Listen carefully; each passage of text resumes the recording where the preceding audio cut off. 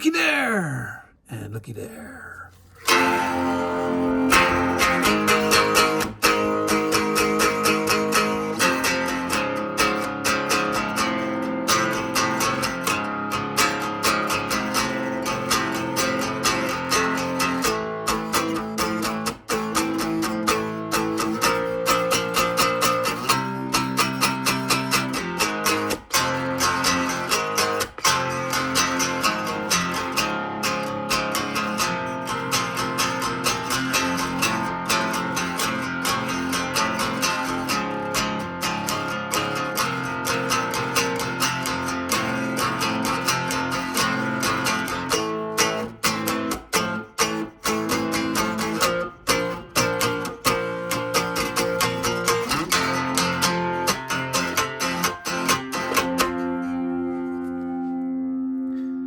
Welcome to another Just Intonation skinny fret, fat fret, funky frets. So what I do here is I just move the frets to be in alignment with the harmonics.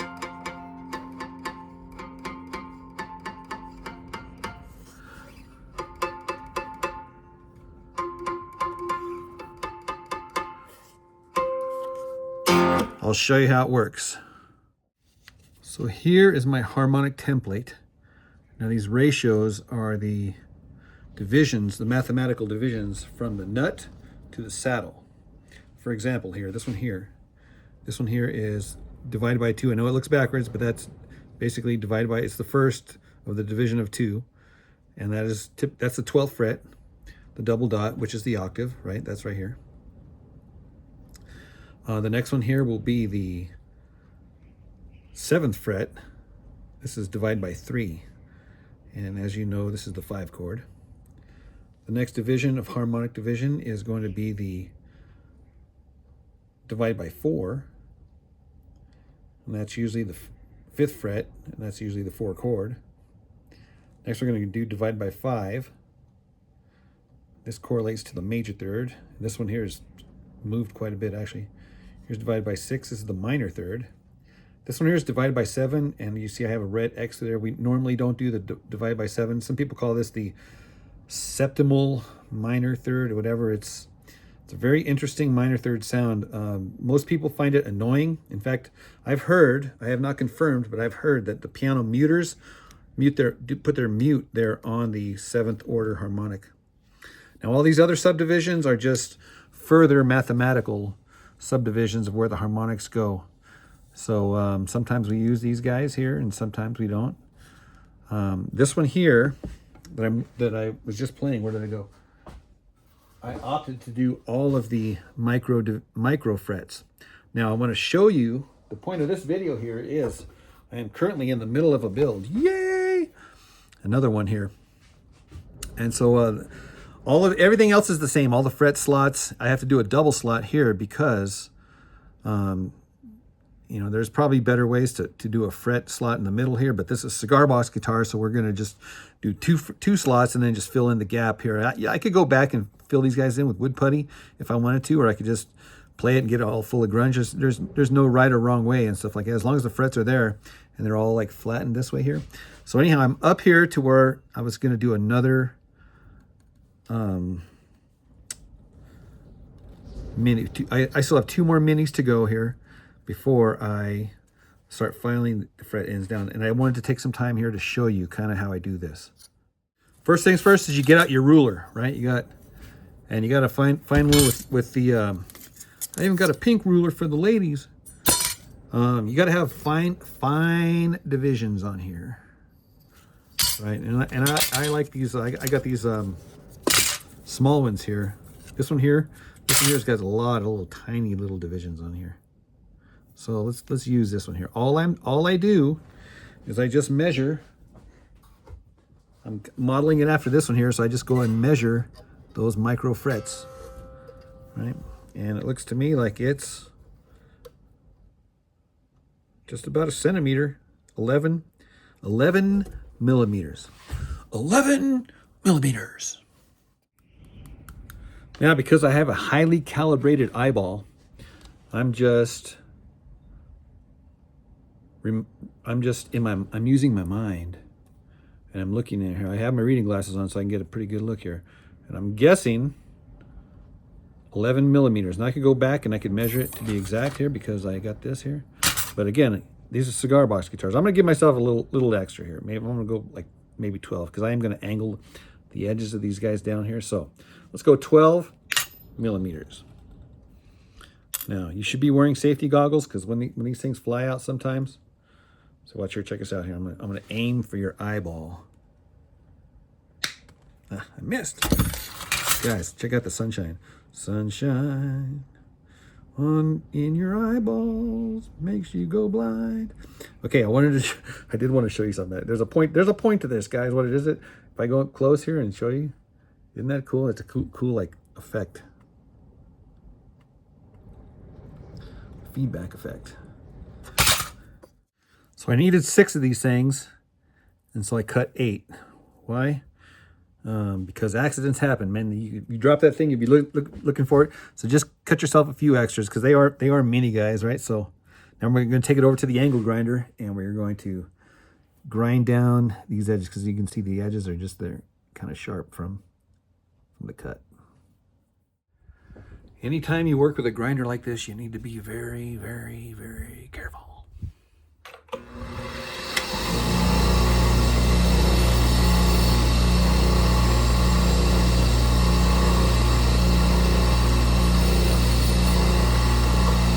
Ow, ow, ow. Gets hot. Hot, hot, hot. So all I'm doing is I'm just taking off the tip of that thing, giving it a bevel in the other direction. See, that's like got the bevel going this way. Next, I just get all these guys and get my, this is a fine grit here. This is a 220. You can use anything you want. It's gotta be at least 220. And then you just get this guy with the angle down, and then, yeah, and then for me, like I said, I'm using my magnifying reading glasses so I can tell when that bevel is nice and smooth. So I just do it for both sides.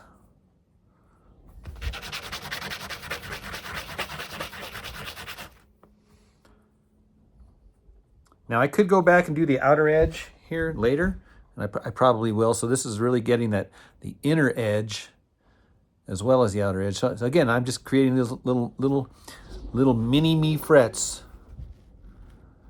that are pre-beveled on and smooth on both sides. Yeah, but what do you do if you have big old fat fingers? You're trying to hold these tiny little frets, and you're trying to get it inside their part. What I like to do is get these long, skinny needle nose and just grab the underside of that fret wire. They call that the tang, the part that sticks in the wood. I just barely grab it and I try to get it, kind of level. And then I take the leading edge here, this part here, and kind of put it where I need it to be.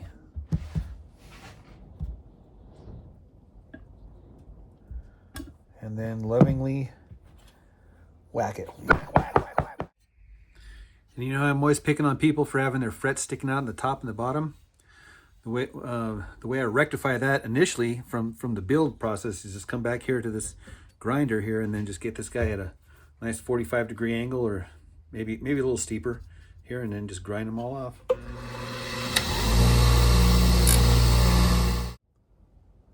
Got the window open. It's windy outside. So next, you want to make sure that all of your frets are flat, flat, flat, flat, flat.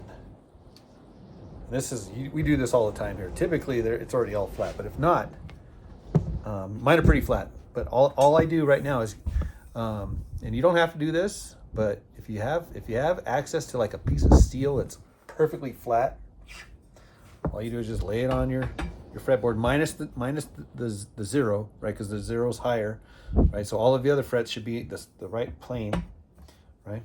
And you just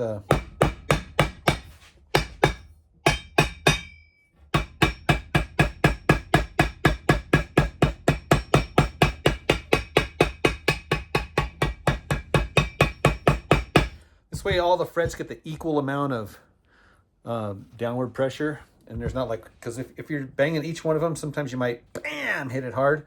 If you hit it too hard and it goes too deep, then you're pretty screwed. But this way here, you're ensured that they're all going to be level on the same plane. This will hedge your bets anyway. Oh my gosh, it's getting cold. I had to put another layer on because... So this is what curly maple looks like when it's dark stained. Real pretty. And of course the poplar. So I opted for this Incrediwood Leadicode oil. Let's see if you can read the website there. I will put all the link information in the video description. Pure mad scientists. So real quick, I wanted to say thank you guys for using my CBGYcom affiliate link located in the video description. Seriously, huge thank you guys. It really helps support this channel. Speaking of CBGYcom, I got a package. Strings. I went for the bulk this time. Bulk strings. Because you can never have enough strings. Oh yeah. Some of the free, they always give you free stuff if you order a lot. Here's the information package. I know what those are. More strings.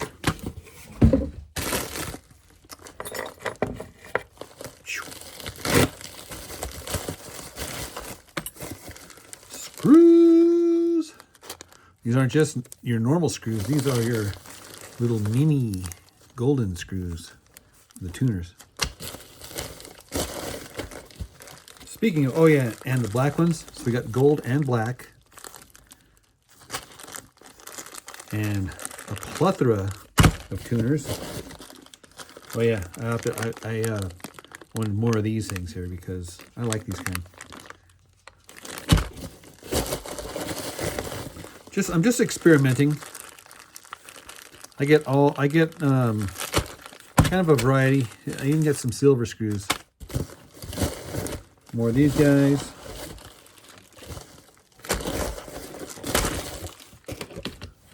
Tuners. Not tunas, tuners. I know you're wondering what I got for free. Shot glass. So the reason why I got this is not because I'm not a whiskey drinker. I got the matching Beermeister mug and shot glass. Now the reason why I got the shot glass is because I wanted to try my hand at the slide using the shot glass because I thought that would be cool. But guys, seriously, these are awesome. These are awesome little gifts from CBGYcom. So here's a quick drive-by or flyover. So we got this hinge here. These are sometimes you see me use these hinges. Well, this time I decided to turn it around this way. Flips out of the way. You can still open the box. I like to get that hammered paint, and you can use that hammered paint for everything. I got the corners here hammered. So yeah. So anyhow, I got a little bit more room back here when I move this thing back to get that in a nice sweet spot. Look at that box, man. That's pretty. That's just a pretty box. This is number 501. Ta-da!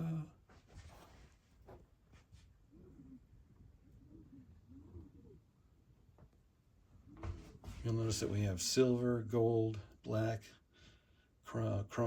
zinc. We got that pot metal, aluminum, nickel, pearl, brass.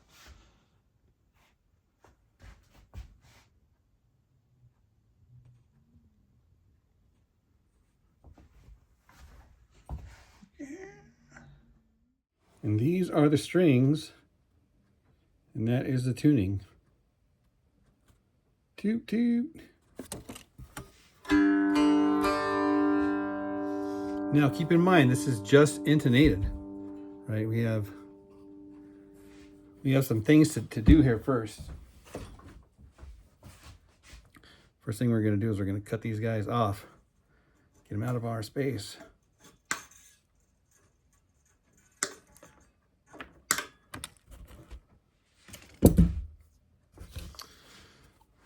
Okay, so where do I begin? How about with just like the pluses and the minuses of just intonation? Because the pluses of just intonation are, you get that barbershop quartet sound because these major thirds are in the right spot, the sweet spot. See, typically that fret should be right there. We moved it down just a little to be right underneath that harmonic. Same thing with this minor chord. Listen to this minor chord. Normally, all your blues guys are bending this note here. This is the third fret. And you know how you always do like that little micro, just a little tiny little bend? That's because that harmonic exists right here, right above that fret. So in equal temperament, the fret is right here. So that's why blues guys are always bending that to get to this note here. But since I move the fret to that spot, you can get that note.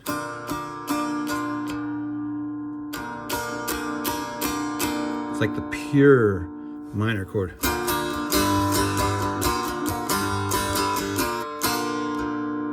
So you have the pure minor and the pure major. Isn't that cool? Yeah. So again, every harmonic that it is called for that fret is underneath. There's a fret underneath those harmonics all the way up here. Watch.